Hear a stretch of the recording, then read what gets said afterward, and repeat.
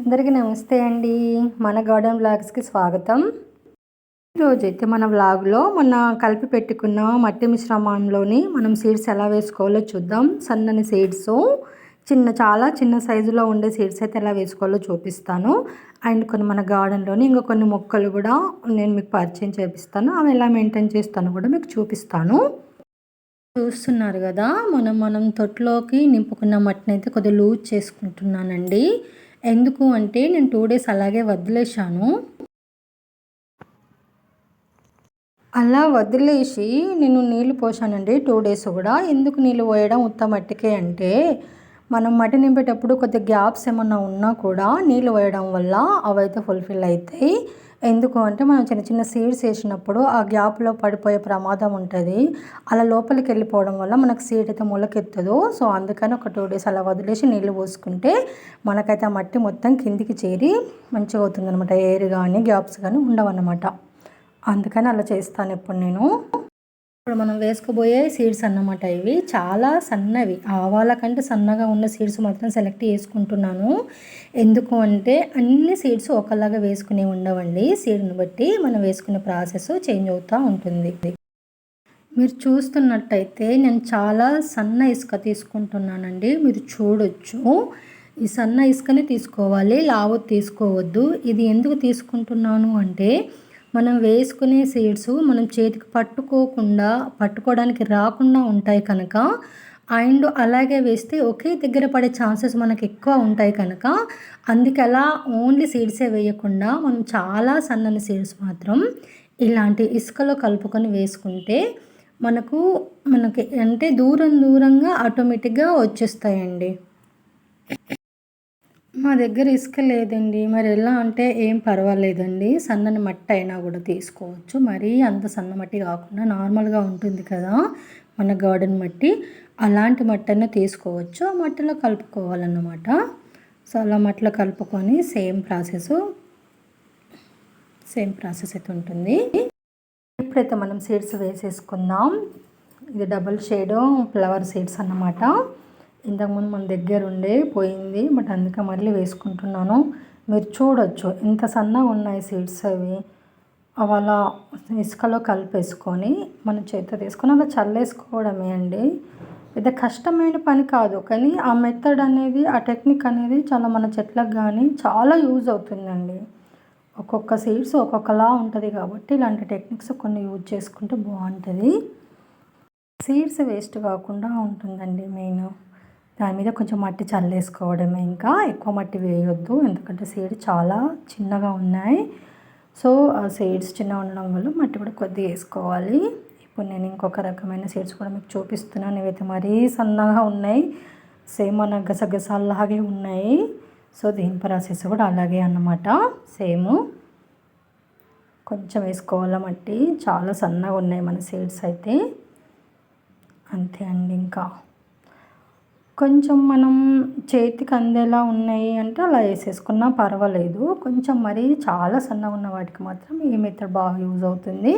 So వాటర్లో వేసేసుకోవాలి. ఇంకా కూడా కొంచెం మీద చిలకరించాలండి, ఎక్కువ జగ్గుతో కానీ అలా పోయకూడదు.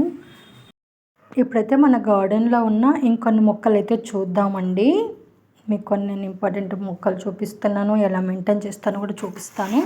ఇది చూడండి, ఒక తొట్టులో నుంచి ఒక చిన్న పాట్ తీస్తున్నాను. నేను ఆల్రెడీ పెద్ద చెట్టు ఉన్న తొట్టులో నుంచి ఒక చిన్న తొట్టి తీస్తున్నాను, మీరు అబ్జర్వేషన్ చేయొచ్చు. మన కలుపుకున్న మట్టి మిశ్రమము మనకి ఎలా యూజ్ అవుతుంది, దానివల్ల ఎంత బెనిఫిట్ ఉంటుంది అని చూపించడానికి మాత్రమే అండి ఇది. కొన్ని డౌట్స్ ఉంటాయి కదా, నిజంగా అంతవరకు వేస్తుందా అసలు ఆ మట్టి, నిజంగా అంత బెనిఫిట్స్ ఉంటాయా అందులో అని? ఖచ్చితంగా ఉంటాయండి. మనం ఎంత పెద్ద చెట్టు పెట్టినా, ఎలాంటి చెట్టు పెట్టినా దానికి మట్టి మిశ్రమం అనేది చాలా ఇంపార్టెంట్. చూడండి మీరు ఎంత చిన్నగా ఉంది, మన చెట్టు ఎంత ఎదిగిందో మీరు చూడొచ్చండి. అదిగో ఇంతే ఉంటుంది, ఒక ఉల్లిగడ్డ అంత ఉండొచ్చు నాకు తెలిసి. ఒక ఆలుగడ్డ అనుకోండి, ఉల్లిగడ్డ కాదు అని ఒక ఆలుగడ్డ అంత అవుతుంది, అంత ఆనియన్ అంతే ఉంది. చూడండి కిందకి ఏర్లు వచ్చాయి. మట్టి నేను 2 years అవుతుందండి, బాగుంది దానికి. మళ్ళీ నేను అసలు మట్టి కానీ వీటికి లిక్విడ్స్ కూడా ఏమి ఇవ్వనండి. అవి ఓన్లీ సీనర్సే.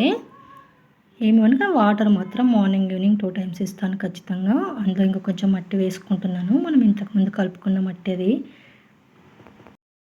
ఇప్పుడు ఇంకో మొక్క అయితే చూద్దామండి మనము. ఇది ఇన్సులిన్ ప్లాంట్ అండి.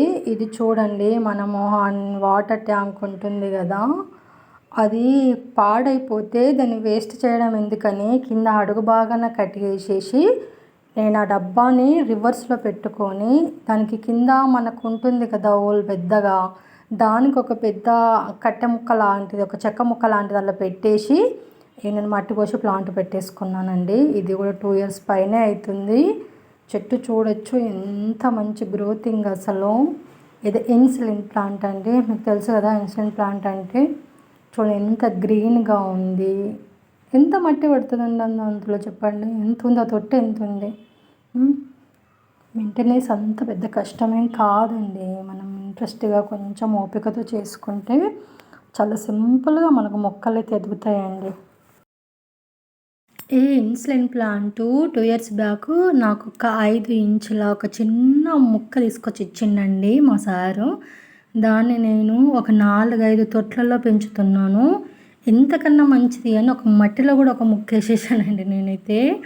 బాగా ఎదుగుతుంది. ఇది ఎంప్టీ స్టమక్ అంట, అంటే ఏం తినకుండా పరిగడుపున ఈ ఆకు తిన్నా, ఈ ఆకును రసం చేసుకొని జ్యూస్లా తాగినా మన ఇన్సులిన్ లెవెల్స్ అన్నీ కంట్రోల్లో ఉంటాయని అంటారు.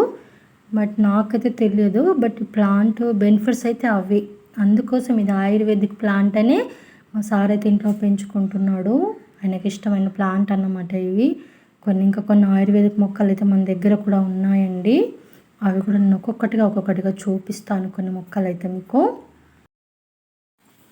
ఈ ఆకు కోసం అయితే కొందరు వచ్చి మన దగ్గరికి వెళ్ళి తీసుకెళ్తారండి. నేను ఇస్తాను కూడా, వాళ్ళకి యూజ్ అవుతుందని చెప్పేసి.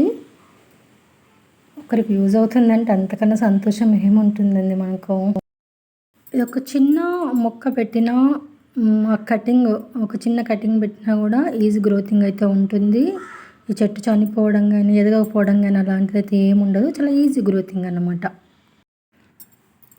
చూడండి ఇంకొక 2-3 తోటలలో పెట్టినా అని చెప్పాను కదా, అది కూడా చూపిస్తాను మీకైతే.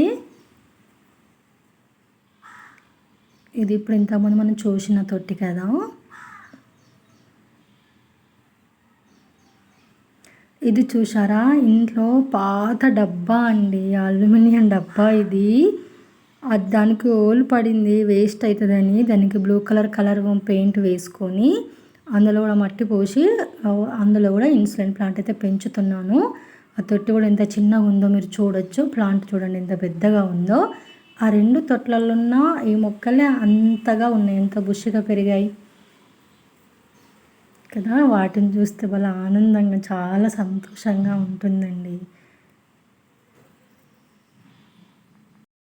ఇంకొక మొక్క చూపిస్తానండి, సీనర్ మిక్ అది.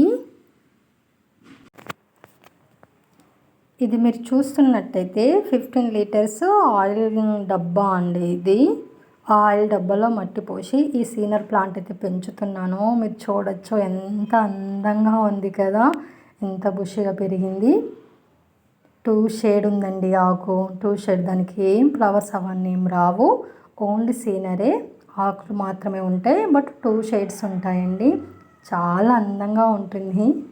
ఒక్కొక్కసారి పింక్ షేడ్ కూడా వస్తుంటుంది, అక్కడక్కడ మనం చూడొచ్చు.